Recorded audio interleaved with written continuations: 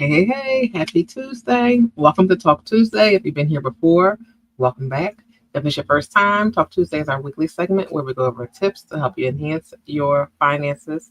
I'm Coach D, your financial coach, and I want to help you to reach and exceed your financial goals while still enjoying life in the process. What do I mean by that? I want you to be able to plan for a very comfortable, relaxing retirement while also being able to vacation now. Hey, how are you? Thank you for tuning in. So, today's topic will be the power of compound interest. So, compound interest is, well, first of all, hello. I was going to just jump right in.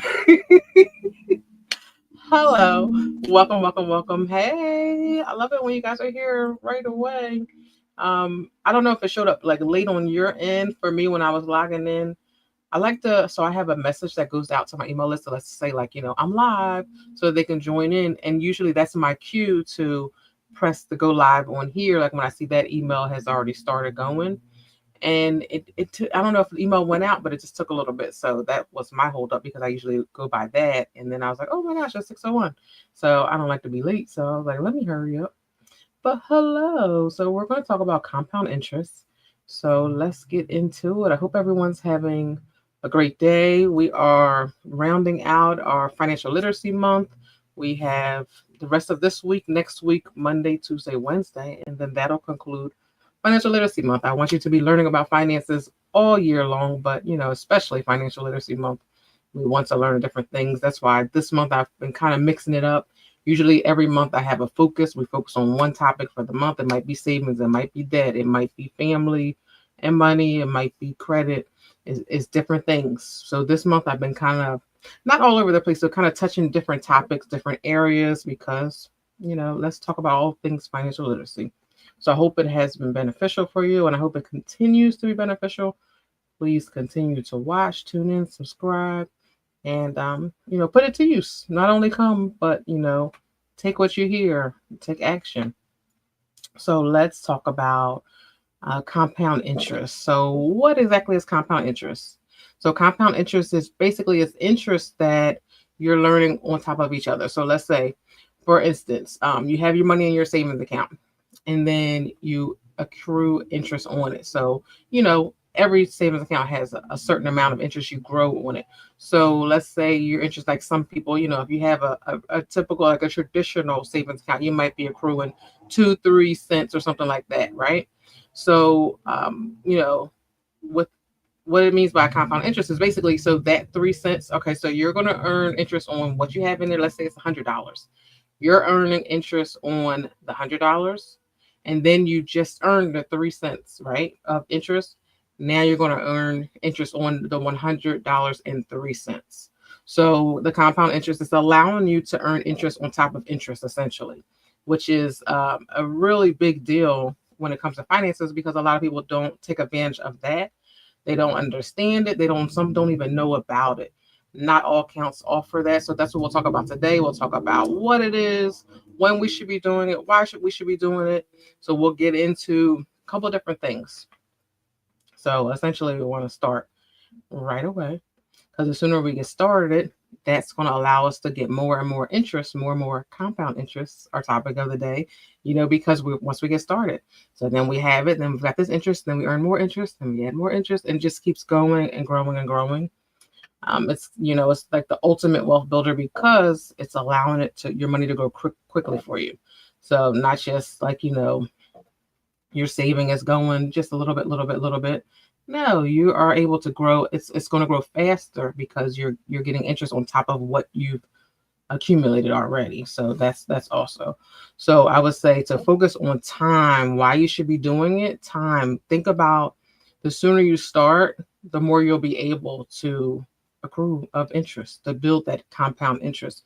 So let's say I started in 10th grade, or not use like that. Let's say a year to make more sense. So it's 2025 now. So let's say you started in 2015, right? And you're putting $25 in every let's say month. We're not even gonna say a big amount. Every month. And then you've grown the 25 plus the interest on it. And every month you keep building not only what you're putting in there, but the interest you're growing. plus the interest on top of the interest you are gaining from the 25s you're putting in. So just think about how much that is. That is the power of compound interest. So if I started in 2015, imagine how much that money has grown. So, and let's say if I started now, right? Had I started back then, even if I did $50 now, I might not make up how much I've earned or grown since 2015. So that's why it's important to start right away. Start, as soon as possible. Don't get into the I'm getting ready to start, or I'm going to start when I get my income tax back. That's usually a big starting point that so many people say, right? But make time for it, or make money for it. Make it and add it into your budget, because you don't have to start with $100 right away. You can start with the smaller amounts, because the benefit of the compound interest is you're going to earn it on top of however much you put in there. So waiting to start is taking the time away from you to allow it to actually grow. So you want to get started right away.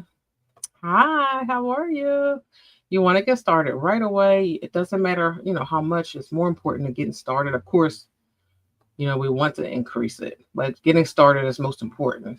So where could you build compound interest? That's the question a lot of people want to know. Probably like, well, would you tell me where to do it? Right? So let's get into that. Where can you grow it?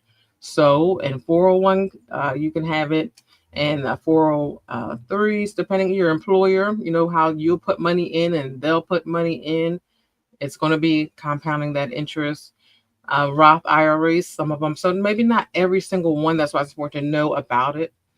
But those type of accounts allow you to have the compound interest, which will allow you to be able to grow it. And that's like when you start your job right away, they make you sign up right away.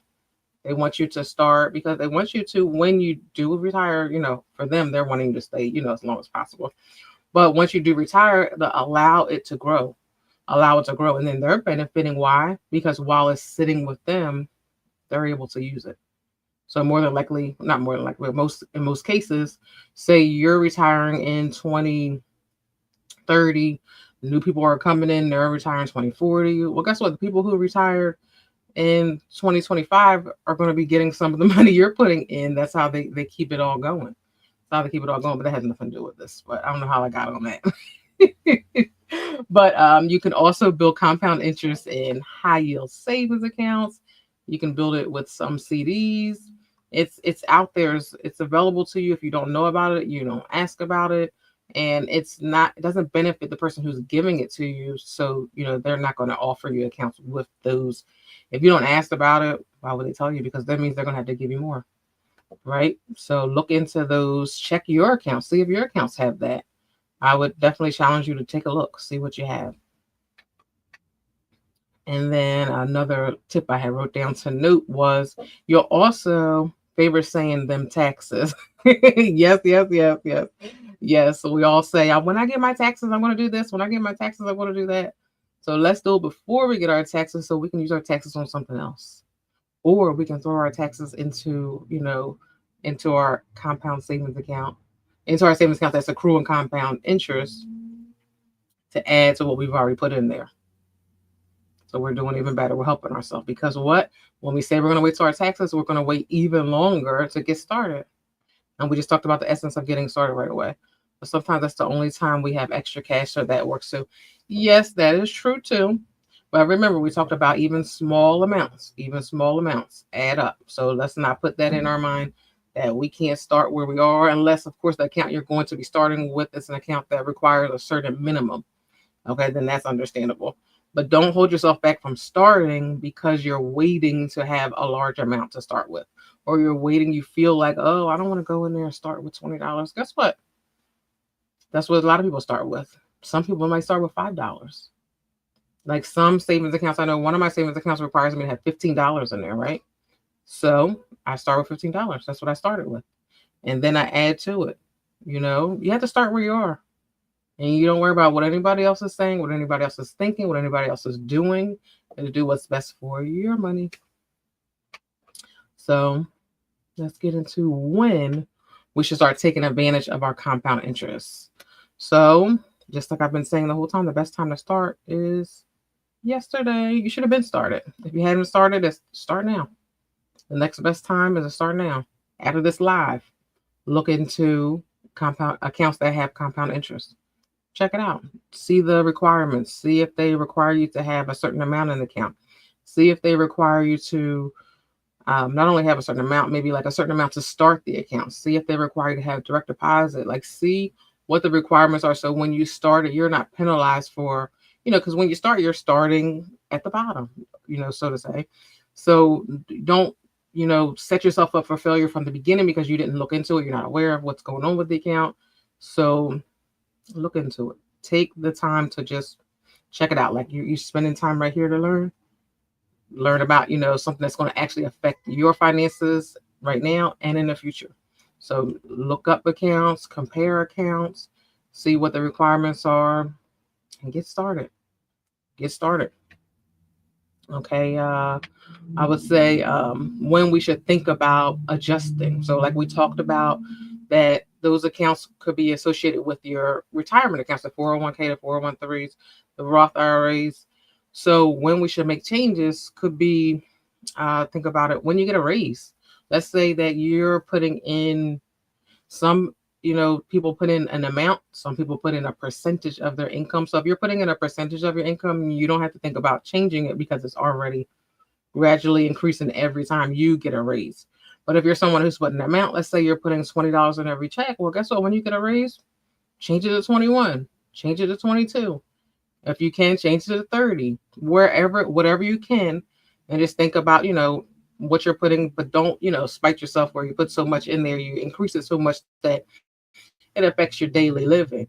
So see what you can do, and those will be the times too when you're, because if just think about it the way I think about it is, let's say if I'm living off of what I'm making now, when I get a raise, I know I can survive if I add more to my retirement account. So I'm thinking about my future, so I'm increasing it. Every time I get a raise, I'm adding to it.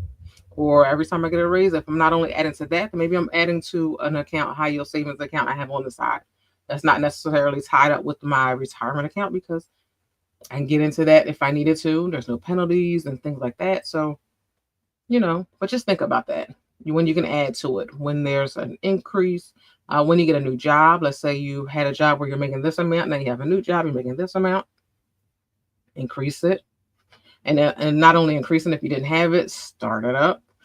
I have on here tax refund because we want to do everything with our taxes. When you get your taxes, throw a chunk in there or increase it. That's going to change the way things are. If you're going to use your taxes to pay something down, then that's going to free up some money that you use to pay bills on a regular basis.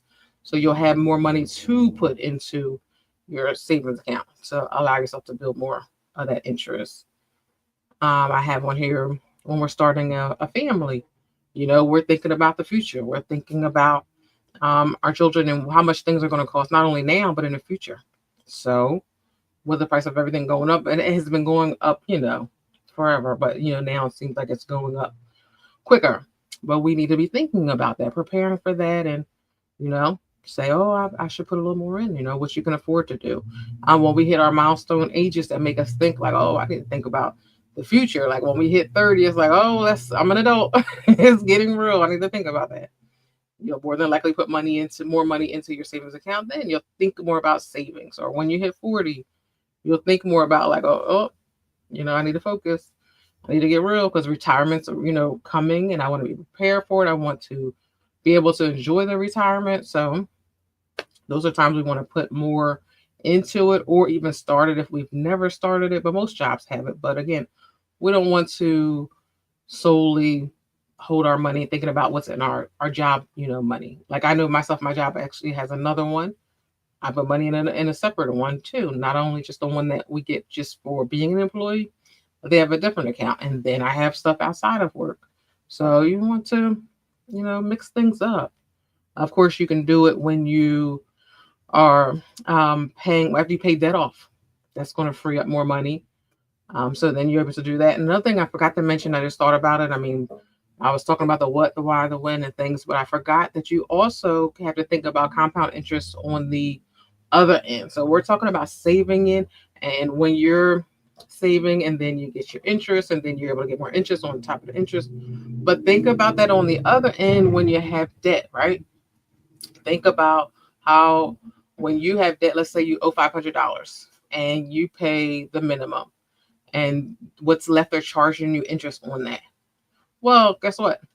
Or let's say when you pay it next month, they're going to charge you interest on top of the interest they charged you last month because that interest is added to your bill. So let's say your payment might be $50 and you pay the 50, and then your after your interest hits, it adds $42 to your bill, which is typical for a lot of credit cards because they have the high interest. So think about that. They've added that $42 back after you just paid the 50, ultimately making it seem like you only made a payment of $8. And then next month they're going to charge you interest on top of everything you've already earned. I mean, everything you already owe plus that 42. So compound interest does, also work in the reverse, which is not really what we want to hear, but we need to be mindful of that. And we'll talk more about that when we have our month focusing on debt. But just think about that. We are talking about the positive of compound interest, and we need to benefit from it. We need to do things with it and take advantage of it. But just be mindful of how it affects your debt too. So don't hold on to your debt and be minimum with no plan for payoff. So think about that. All right. And then what else? Looking at my little notes I had on here. All right. I actually, while talking, keep talking and talking and talking, I actually went through all of my stuff. I went a little out of order, but I went through everything I wanted to share with you. And I want you to let me know in the comments, do you have accounts that have compound interest that you're aware of? Is that something you're aware of? If not, do you plan on looking? Look into your stuff, see what you actually have. So a lot of times we don't even know what we have. Think about it. If you think about it right now as we're watching this live, can you say, my savings account, I have this much interest I accrue on it? Do you know? Because that's important to know. We need to know what our money's doing for us, how our money's able to work for us. Which accounts do I have? If I have 3 accounts, which one's working better for me? So you don't have to be rich to take advantage of compound interest. You just got to get started. So I would say definitely think about that. I'm also just thinking about this now. It's just, I'm going to be, if you were part of my community last year before I went on maternity leave, just want to let you know I'm bringing it back in July. So get ready for that. But these are the type of things that we'll be talking about in the community. So we'll be talking about how to do it, which accounts, I don't know. I have had some accounts for years, set it and forget it. And that's that happens. So definitely I would say check it out, look into it and see, what kind of interest you're accruing and compare. Because you might say, what, this account isn't doing as much for me as I thought it is. Or it used to be, and now I'm not making what I used to make, or I could make out better with this account. So check it out. I respect your honesty because some people probably don't know and they won't comment. They'll be like, I ain't saying nothing. I'm not talking about my stuff. So thank you. Thank you for sharing that. But like what I was saying about the community, get ready for it. It's coming back. We're going to be, going deeper into topics that we discuss here on live. We'll go deeper into that, into the community. So if you think, you're getting a lot from the live, which I like to think you are, then you have more to look forward to in the community when that launches back in July. And then next week we have the Money Reset Summit. I'm excited about that. Starts next week on Monday, and we have 3 days. Day 1, understanding our money. Day 2, understanding our story. Day 3, learning how to create a budget that can actually be successful for you. Yes, we have to compare and see. Yes, we do. So that will be you guys' assignment for this week until I see you next week. Take a look at your savings accounts. Look at the interest you're growing. Now we see the little amounts that are hitting. I don't want to say little because everybody's interest isn't little, but we see the amounts that are hitting. But do we know what's causing that? Do we know how much interest we have to make that? So check it out. Look into your stuff. Get familiar with your finances. All right, so I will see you all next week so we can round out and finish our last live of Financial Literacy Month. I will see you before next week live. If you're going to be in the summit, I look forward to seeing you. If you're doing VIP, we have a little special session on Sunday before we even get started on Monday. So that's a little secret. So, nobody finds that out until after you actually join the VIP, but that's a little secret. All right. So have a great evening. Thank you, as always, for being here with me, learning. If you came in late, go watch the replay. Start from the beginning, get the tips. And I think now we're up to like 303 videos. So there's plenty to see. So go check them out. Have a great evening and look at your savings.